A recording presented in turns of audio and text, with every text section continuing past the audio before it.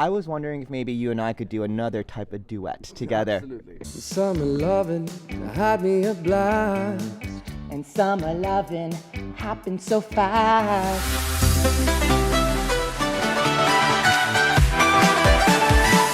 We're with the 2015 Eurovision Song Contest winner, Måns Zelmerlöw. Hello. Hello.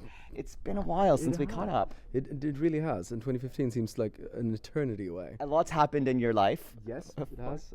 Congratulations on being a father. It's almost a year now, right? Yes, he is. He's 9 months and he is the best. He's incredible. And like now is the time, like the first 6 months were quite like, all they do is poop, eat, and sleep. Exactly. But now he's gotten more of a personality, and I love him. Do you see a bit of yourself, like a bit of your personality? Actually, yeah, you can definitely spot those things. Like he's quite a late sleeper. Like he goes to bed late and wakes up late. Just like Daddy. Just like Daddy, and he is. I can definitely see myself in him. Right, and of course, it's not just becoming a father, getting married. You're also based now mostly in the UK. Yep. And of course, Eurovision fans have been able to see you twice host YouDecide. Yes. The selection process. Yeah, it's so much fun, and I'm so happy and thankful for the BBC to give me that opportunity.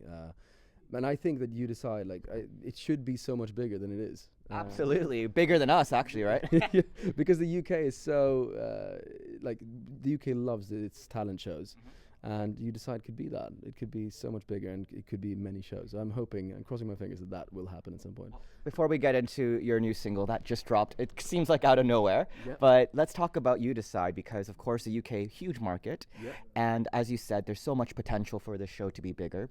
What's your experience been like for the times you've hosted it? Do you see it progressing in the right direction, or what's your opinion about the whole? Definitely, and I think Michael Rice winning this year with a really great song, and personally, I think it's definitely the best the UK has sent to Eurovision in a long while.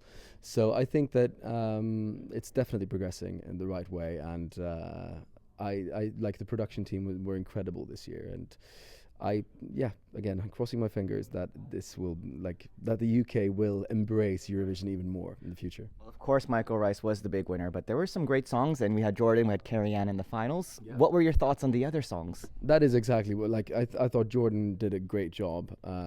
Also a very great song, quite quirky, and would probably have done quite well in Eurovision as well. Carrie-Anne was also good. I think those three were actually, I would have been happy with either of them going to Tel Aviv. It was definitely tight 3 songs, but what advice do you think, because the BBC do, with your experience coming from MelFest, and you've done it a few times, you've been in the bubble many times here in Sweden, and MelFest is huge. It's a great big selection show that the UK could perhaps do as well one day to that degree, who knows? Exactly. But what do you think the BBC needs to do to kick it up a notch, another level? I think first of all that we need a good place in. We need to be on the left-hand side of the scoreboard this year, which I really think might happen. Because then I think people will get more excited about it, and hopefully it will start growing from there. But yeah, and BBC obviously believing even more in it, maybe seeing what has happened with MelFest here. The past however many years, 20. Yeah.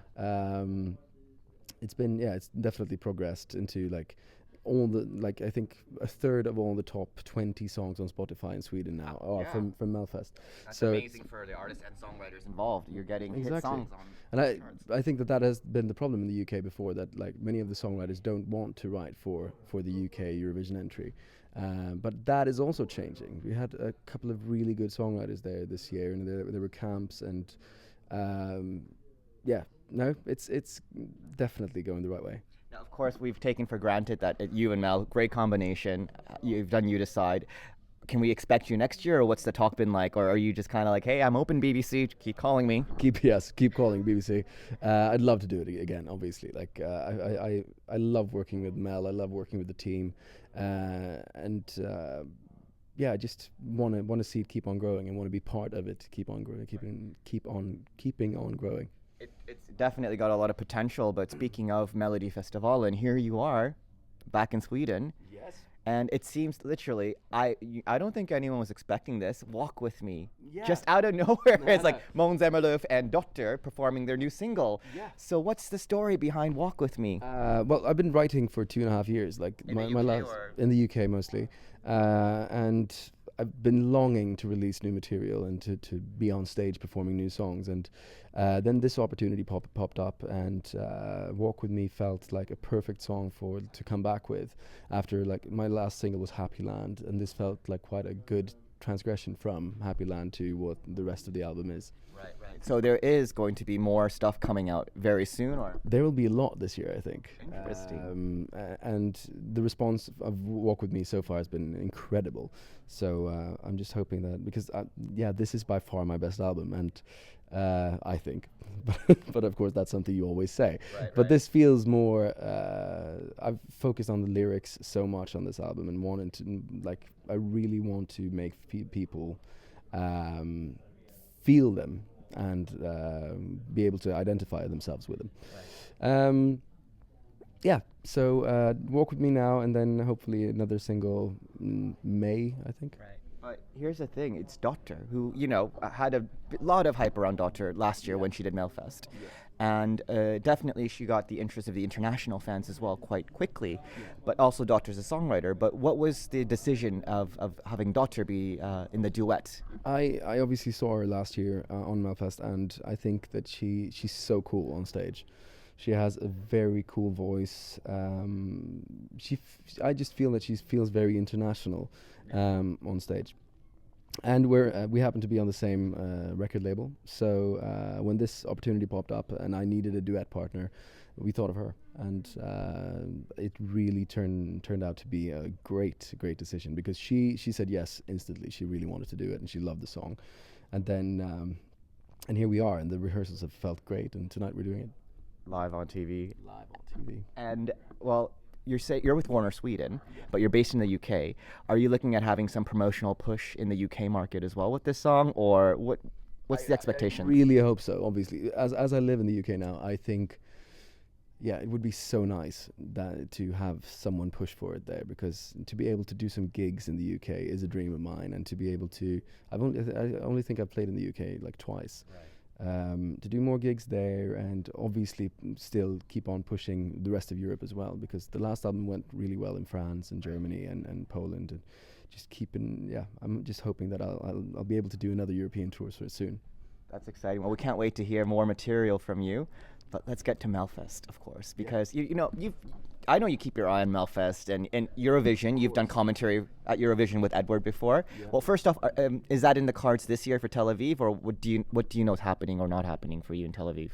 I know a lot. Okay. What's happening, but I'm not able to say anything. But no, I won't be commentating this year. But I will be on site. Dun dun dun. I've heard it's a great party place, and it's a really nice weather. So maybe you're just going to enjoy Tel Aviv. Who knows? Just a holiday. Just a holiday. And just a coincidence. That Eurovision at the same time. But MelFest. But MelFest, I've obviously followed it and seen all the shows and seen all the songs, and I think that there are some really strong songs in the final, and I think we have one here tonight that it will be a top 3 song in the final and could challenge for the victory, I think. And do you think there's a potential Eurovision winner in the MelFest bunch this year? I think that Jon Lundvik could definitely be that, depending on what the other countries are sending, obviously. Right. But I think that Too Late for Love is a great song, and he does it great, and feels very contemporary, very right for 2019. And here's the thing, though. Being in the bubble, I know you were in the UK, and you just literally flew in like yesterday or 2 days ago to Sweden. Being in the bubble, there is this buzz that goes around, and it's hard to explain it unless you're in it. And the last time there was a buzz like this was actually for you in Heroes. Are you feeling the same kind of buzz around Jon Lundvik? I know you've only been here for 2 days, or what's your feeling about this whole situation? I definitely do. I think, and I felt that when I saw him in the semi-final as well. But I think that he might be challenged by Anna. I think she's an underdog, and she might be up there. Yeah, as you know, nothing is certain until the final statement is read. But she would probably do well as well, I think, in Eurovision. So it's really exciting, and it's exciting tonight as well because there are quite a lot of tight races, I think, tonight. Right. Well, I mean, definitely Måns is going to be watching, and I'm sure all of you are going to be watching. And Måns will be on holiday in Tel Aviv in May, so So maybe I'll see you there. But you have your new single, Walk With Me, which is a duet. Yep. But I was wondering if maybe you and I could do another type of duet together. Absolutely. Summer loving had me a blast. And summer loving happened so fast. I met a girl crazy for me. I met a boy, cute as can be. And Summer days drifting away to those summer nights. Oh, we got the luxury of backing vocals here. So nice. It's so nice, isn't it, with a bit of What support. a great karaoke version you found as well. Wait, here we go. She swam by me, she got a cramp. And he ran by me, got my suit damp. I saved her life, she nearly drowned. Well, he showed up, splashing around. Summer sun, something's begun. But all those summer nights. Took her bowling in the arcade. We went strolling, drank lemonade. We made out under the dawn. We both stayed out till 10 o'clock. And summer fling don't mean a thing, but all those summer nights. All right, we'll leave it there. There's a lot of musical breaks. It's a lot of musical breaks. Måns Zelmerlöw, we'll do this. Thank you so much. Thank you very much. Walk With Me out on Spotify, all streaming services now. Listen. Thank you again, and maybe see you in Tel Aviv on your holiday. Yes. See you there on the beach. On the beach.